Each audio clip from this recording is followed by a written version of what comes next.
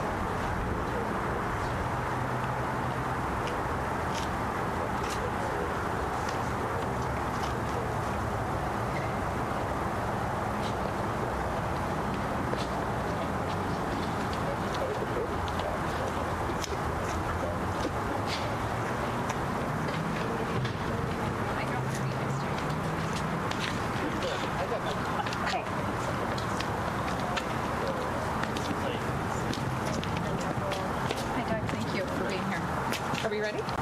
Is everybody set up and ready? Yeah. Thank you all for being here, especially on short notice. I want to thank and acknowledge our city councilors who are here. Thank you for your hard work the past several days. I know we are all fielding a lot of calls, a lot of worries, a lot of anxiety, and so I thank you for your partnership. I'm really glad we could have an interpreter here today as well, so thank you, Doug, for responding so quickly. I have my phone out not because I'm checking things, but I want to be able to give you on-the-ground information as we are receiving it from a few partners in the community. Last night, we had a series of actions that took place in this community that are based on years, hundreds of years of frustration and anger from people across the country. It's what we are seeing in many, many other cities. And Duluth has always had a very strong commitment to public assembly, to civil disobedience, to doing that in a way that is fair and just and protected. And I want to thank the 1,000+ people yesterday who made their fear, their anxiety, their anger, their sense of injustice known, who marched the streets of Duluth, who were loud and fierce in their words and in their passion. And I want you to know that we are receiving that message very loud and very clear, and I share in your anger and injustice and a commitment to change systems as we move forward. We are here today not to talk about the peaceful assemblies that we saw yesterday, but some of the incidents of last night. I'm joined with Police Chief Mike Tusken. And Mike will talk through some of the details that I know you are eager to hear, and to hear how we will get through the next day or so. As we have seen events unfold in the last week, there's a tremendous amount of unrest, and I understand that when we look at other communities and we are seeing people's anger and we are seeing an organized effort to disassemble the norms that we value and cherish, I understand how scary that feels, because it is terrifying to see that happen. And it is terrifying to worry about our people, our friends, our neighbors, literal or otherwise. And this is a fear that many people experience every single day, who experience injustice. What we are seeing now is a concentrated effort to collectively share a tremendous amount of pain that is on the surface, and it is raw. And here in Duluth, we saw a lot of that yesterday. Last night, I made a decision to impose a curfew on the city of Duluth for last night and for tonight. Last night, it went into effect at 10 p.m. It ended at 6 a.m. Tonight, it goes into effect at 9 p.m. It will end at 6 a.m. We made that decision over the course of the day as we are looking at events, as we are doing our research, and Chief Tusken can talk a little bit about the research that gets done behind the scenes by the Duluth Police Department. It is extensive, it is exhaustive, and it is nonstop. And as we are tracking events of the day, it's important for us as a city not to fan a flame of fear any larger than it needs to be. We do not want to set expectations of curfew before we feel we need to get there.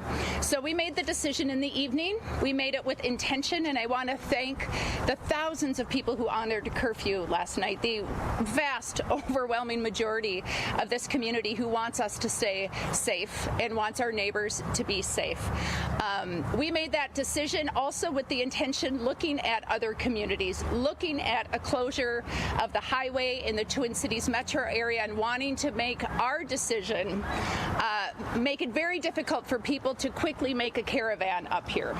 So I want you to know that that was part of it. We heard some of the same concerns and rumors you did that people were finding their way here. That is not what we saw last night. And again, Chief Tusken will talk through some of that. So our decision about curfew was intentional. It will be the same tonight. I have the authority to have a curfew last night, tonight, and potentially Monday night. After that time, we would need to call an emergency city council meeting to do any extension of that. We will assess after tonight whether we want to instill and install a curfew for Monday night. So we will approach that as we go through the day today and into tonight and into tomorrow. I do want to address the Clayton Jackson McGee Memorial, which is a painful treasure for this community, an honest accounting of lynchings that took place 100 years ago. And when that site was vandalized last night was a turning point, I think, for many of us in the community. A sense of outrage and anger spilled onto the floor of a national treasure and asset that tells a story of deep pain and anguish already laid bare. We as a city are cleaning that up today. We have our professional parks maintenance crew there right now or very shortly. I really appreciate that, of course, the community wants to pitch in and clean up. I will talk later on here about some of the efforts that we know about and how people can participate. But I want you to know that we are doing a professional and thorough job. It involves some chemicals because it's so noxious to get that off. So I just want to let you know if you're smelling something, if you want to go down and check it out, maybe give our team a little bit of time to get ahead and do some cleanup. I think that is it for me for now. We're going to hear from Chief Tusken, and then I'll come back. I'm going to talk more about cleanup. I'm going to talk about more about what we can do, and then the timing of how we're communicating and the information that we're taking in and trying to get you as quickly as we can with the accuracy that you and our community deserve. So with that, Chief Tusken. Very good. Thank you, Mayor. Thank you, folks, all for coming out today and on short notice. I know I was up late last night, past 2 a.m. This is a tough day, but I want to start with George Floyd and my feelings as a law enforcement leader about what we saw. And what we saw was it was devastating for us to watch. It was embarrassing for me as a law enforcement leader to see how he begged for his last breath, and it was denied from him. And that is not what policing represents. And that's not who we are. And I think that has driven certainly a lot of the angst, a lot of the fear, a lot of the sorrow that we all have seen. And yesterday I did a briefing with officers from the Duluth Police Department, the Superior Police Department, and the St. Louis County Sheriff's Department. And in that briefing, we talk about our policing plans for the evening to come. And one of the messages that was very clearly delivered was us allowing people opportunity to have voice, for people to show frustration, that we needed to have patience, and that we needed to have people give them their space and be respectful. And we did that very, very well. As the evening went on, our intent to work with people, to negotiate with people, to have people cooperate did not happen. Many times, many of you have covered our swearing-in ceremonies where I talk about the importance of the social contract. The fact of the matter is, it's not the police department who keeps our community safe. It is the people who live within that community that keep it safe. We do this in a partnership with our community, and the only way we'll ever have success is to have our community be a partner with us. And so the value we have of that relationship truly keeps our communities safe.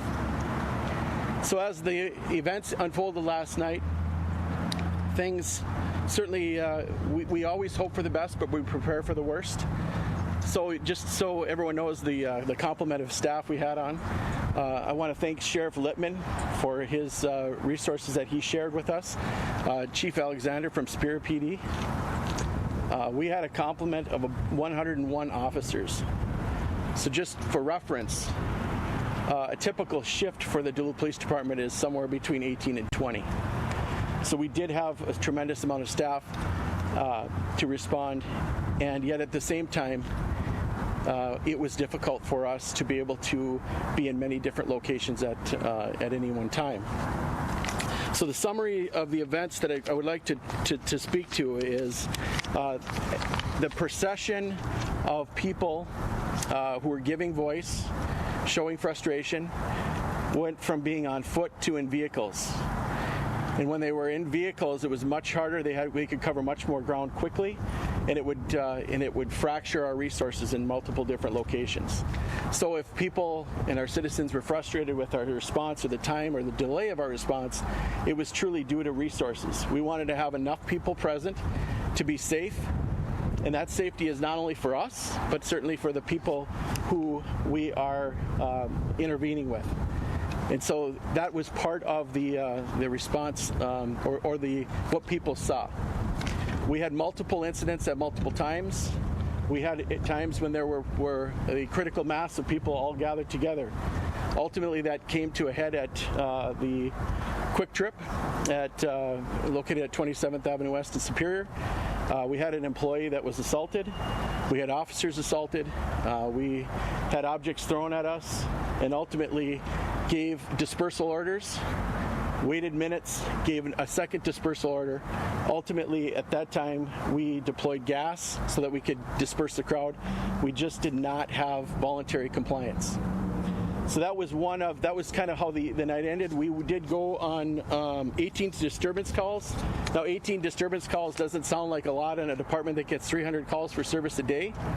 I will assure you that each one of those calls had multiple callers. In addition, we had 8 confirmed damage to property incidents. There are likely more. If you have damage to a business or property, by all means, please call the Duluth Police Department. We want to know about it. But we had just those reported events. After the dispersal that happened at 27th, we did have a arson fire of a vehicle up on Central Entrance. Again, pulling our resources to another location. But ultimately, after the fire, we were able to disperse and people did not reunite. So moving forward, what do we do tonight? First and foremost, I want to thank the mayor for her leadership. She had a call with us, the directors of the city, including myself, and was firm on the importance of having a curfew in place last night. We were able to use that in some of our interventions to tell people, did you know that there's a curfew tonight, and you need to go home and leave the streets. That was helpful. Tonight, it will be especially helpful because people will have the message from all of you folks, and certainly from us, that there's a curfew in place. What we'd really like to see is that people don't need to go out tonight. We would rather they don't. We will use the curfew as one tool. I also have declared an emergency that I need to do through our union contract, and I've put out a call to my staff so that we will have max staffing tonight. with the idea of us having a significant presence so that people will feel safe and well, and that we will be ready for any response should we need one tonight. With that, the arrest data, The arrest data, there was 7 adults arrested last night and 4 juveniles. All were local except for one person out of Minneapolis. We did not, we had a faction of people that we were engaged in incidents, same people that we were finding located out at West Duluth, that were downtown and in multiple locations.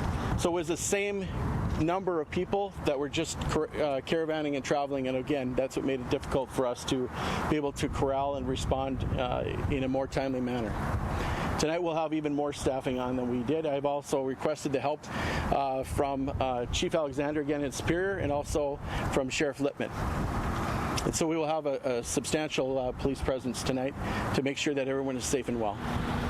And with that, I can take questions if you have them. Did you talk about masks? Oh, I did not. I'm sorry. Yes. So we did don masks and helmets. You noticed that particular group, that was a small cadre of people you noticed, numbering about 20. Those were members of our tactical response team. Those are the people that we often say when you need help, you call 911 and the police come. When the police need help, we call our tactical response team. So they're specially trained and equipped, and they were acted as our arrest team. They had specific duty to be an arrest team. That they were donning that for their own protection, and as it would have it in this area in this time of pandemic. Critically important also because there was many times where there was protesters in their faces where they had body fluids on their masks, so to keep them safe as well. Can I jump in for a second? So thank you, Chief Tusken. So building on that, I got some questions and calls, and there was an inaccurate report that we had deployed riot gear. And so I want to address that because we went through a very thoughtful process as a community that was difficult, challenging, and we are complying with that policy that is set in place. What was deployed was not recently purchased riot gear. That is not what was deployed last night. It was the mask for the tactical team. They have had this gear for many, many years. And so just want to confirm the reason for that is they were getting spit at, and in a time of COVID, we need to try to help keep as many of our frontline workers infection-free, and then also because of rocks that were being thrown. So I just really want to make that clear for people. We are following the policy that this community has set out as they led with their values and their heart and struggled with. So that's very, very important for me that we get out. I do want you to know that we have had contact already today with the governor's office, so we continue to be in contact and monitoring how things are going around the state, what people are seeing. I want you to know that we are getting a lot of contact on what can I do, what can I do, what can I do. What you can continue to do is be very present and forceful with what is anger for you and what is pain and what is fear, and to help keep the people you love safe and to keep them home when curfew hits. What curfew does for us is it really helps disseminate people who want to choose to be safe and home, and people who want to choose to consider chaos as an option. And so it's really important that we keep our young people. We're seeing a lot of young people who have an interest in being a part of a moment and seeing that this is a form of history in the making. And it's absolutely all those things. And we want your history to keep you safe as well. And so please do your part. What you can do is keep an eye on your neighborhood, is to keep yourself and your neighbors safe and home. The cleanup reports that we're getting from around the city is that there is no big cleanup that needs to take place at this time. People have already been out. People have already done a few of their own organic cleanups, and that is happening. I do want to thank many community groups who have reached out to offer that. Also, Twin Ports Trailer Trash has offered to do whatever needs to be done for bigger sites that may need cleanup. I do know that businesses are reaching out. They're concerned about their businesses, and we continue to be in communication with your business groups to let you know what's happening and when. And then finally, I do want to talk about message and media. In terms of message, it's really important to me that we're giving you information that's accurate, that we can back up. And we are all anxious. I know you want to report the news as quickly as you possibly can, and our readers and our residents want to know what's going on.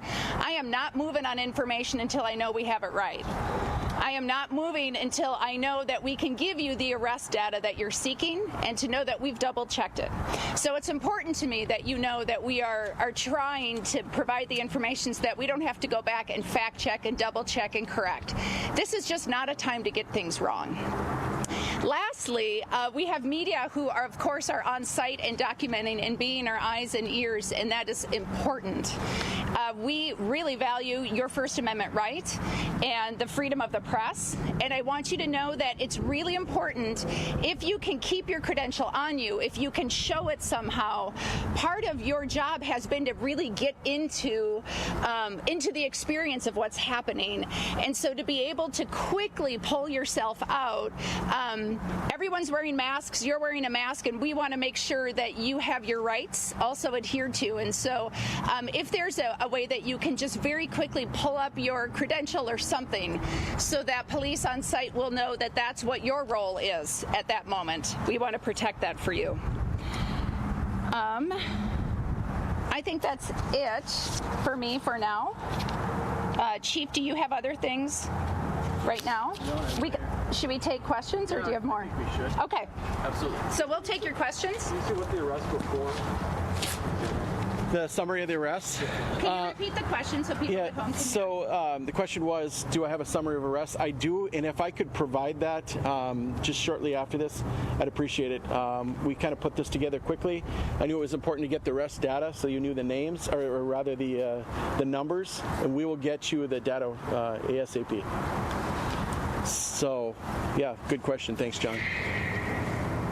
Question. I am wondering if you could talk about, I guess, the process of making the decision to deploy gas or have the tactical team done here. That's a decision you have to make. I just know going back to when you guys were rolling out the new riot policy, Sure. it sounded like there were lots of steps that Yep. had to happen. Yep. That's right. Talk more about that. Yeah, so, as I said at the beginning, I think it was important for us to show restraint, to be measured in our response. That was the explicit direction that I gave yesterday, and we did. And at some point when we had people being assaulted, we had rocks being thrown, bottles being thrown. Ultimately, there was a shots fired call right immediately before we deployed. We heard sound of shots and people running. It had become a compelling public safety threat, not only to our officers, but to people who were gathered and people who live in the homes nearby.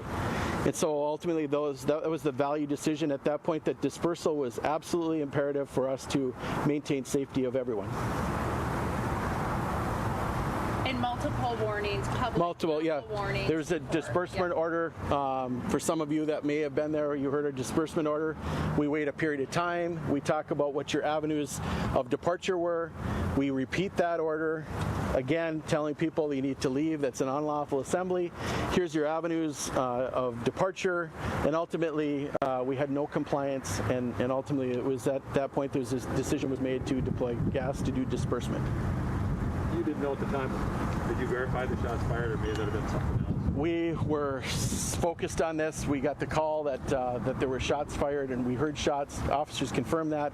We saw people running. We were never able to track that down because we were dealing with that particular issue. Are you expecting a worse situation tonight? I'm not. I'm always certainly one of my jobs is to be certainly always prepared, but always hopeful that we'll have the best. And we will be prepared should it not go that way, but I am hopeful that we will have a very peaceful night in Duluth tonight. Could you talk a little bit more about the incident at Quick Trip and how that employee is doing? Yeah, so I don't have all the facts of that investigation. I will tell you that when our officers were actually deployed there already, when the assault happened, they were able to do an intervention. There were arrests that were made. We have to still catch up with the victim and get a statement from them. So there is still an open investigation on that matter. But it was a very difficult environment for us to be responding in last night, as you can imagine.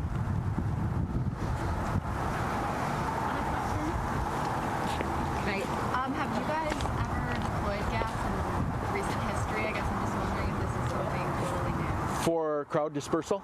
Yeah, we it has been a long time since we have done that, but we have used gas in tactical operations. That particular team has used it when we have barricaded suspects in homes or in other responses. Okay. So they train on that. Do you know when the last time it's been used for crowd dispersal would be? I don't, off the top of my head. I feel like we're talking decades probably. I would really, I don't want to say something right now and then be wrong. Okay.